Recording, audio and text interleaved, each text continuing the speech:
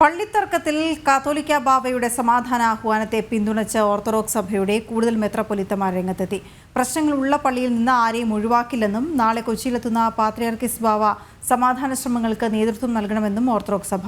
അതേസമയം ഐക്യ ആഹ്വാനത്തെ ശുഭപ്രതീക്ഷയോടെ കാണുന്നുവെന്നും എന്നാൽ ലയനമല്ല പരിഹാരമെന്നും സഹോദര സഭകളായി മുന്നോട്ടു പോകാനാണ് താൽപ്പര്യമെന്നും യാക്കോബായ സഭയും വ്യക്തമാക്കി.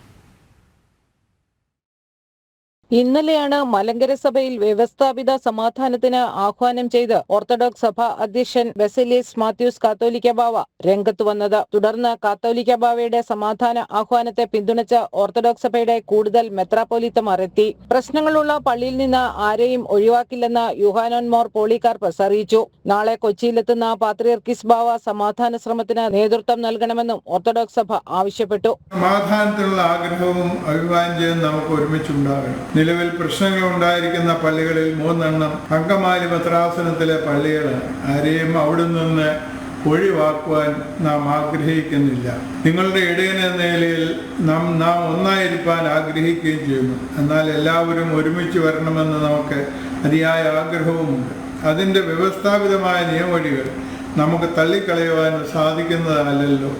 ഈ സാഹചര്യങ്ങൾ മനസ്സിലാക്കി ഗുണകരമായി പ്രതികരിക്കുവാൻ ദൈവാത്മാവ് നമ്മെ ഓരോരുത്തരെയും ശക്തരാകട്ടെ എന്ന് ആഹ്വാനം ചെയ്തുകൊണ്ട് അതേസമയം സമാധാന ശ്രമങ്ങളിൽ നിലപാട് വ്യക്തമാക്കി യാക്കോബായ സഭയും രംഗത്തെത്തി.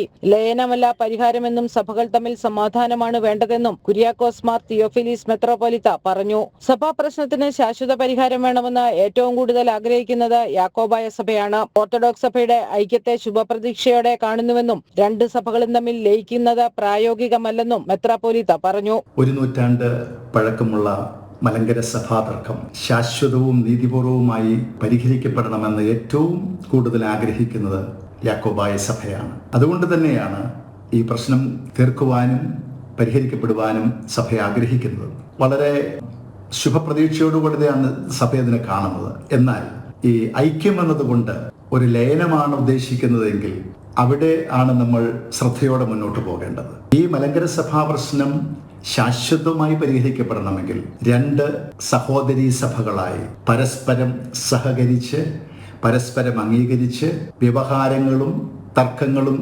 അവസാനിപ്പിച്ച് മുന്നോട്ട് പോവുക എന്നുള്ളതാണ് ഏറ്റവും ശാശ്വതമായ പരിഹാര മാർഗമെന്ന് പറയുന്നത്. ശ്രേഷ്ഠ കത്തോലിക്ക ബസേലിയസ് തോമസ് പ്രഥമൻ ബാവയുടെ 40ാം ശ്രാദ്ധ ദിനത്തിൽ പങ്കെടുക്കാനാണ് അന്ത്യോക്യ പാത്രിയാർക്കീസ് പരിശുദ്ധ ഇഗ്നാത്യോസ് അപ്രേം രണ്ടാമൻ നാളെ കൊച്ചിയിലെത്തുന്നത്. പാത്രിയാർക്കീസ് ബാവ കൂടി എത്തുന്നതോടെ ഐക്യ ചർച്ചകൾക്ക് തുടക്കമിടാനാകുമെന്നാണ് ഇരുസഭകളും പ്രതീക്ഷിക്കുന്നത്.